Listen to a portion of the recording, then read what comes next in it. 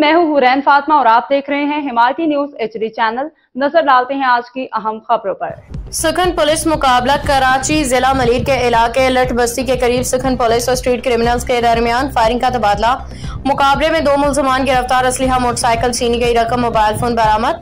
दोनों मुलजमान आदि जराइम पेशा हैं। गश्त पे मामूर पुलिस के देखते ही मसाला मुलजमान ने पुलिस पे फायरिंग शुरू कर दी। पुलिस ने जवाबी फायरिंग के बाद 2 मुलजमान को जख्मी हालत में गिरफ्तार कर लिया गया। गिरफ्तार मुलजमान की शिनाख्त इब्रार और अजमतुल्लाह के नाम से हुई है। गिरफ्तार मुलजमान के कब्जे से 2 पिस्तौल, बिमा एमिनेशन, कैश रकम, मोटरसाइकिल बरामद हुई है। मुलजमान इलाके में शहरियों से लूटमार की वारदातें करने के बाद फरार हो रहे थे।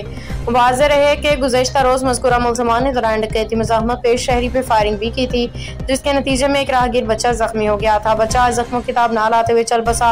सुखन पुलिस की जानिब से गिरफ्तार मुलजमान का मजीद क्रिमिनल रिकॉर्ड चेक किया जा रहा है। जख्मी मुलजमान को तिबी इमदाद के लिए अस्पताल रवाना कर दिया गया और गिरफ्तार मुलजमान से बरामद होने वाला असलहा को फोरेंसिक के लिए रवाना किया जा रहा है।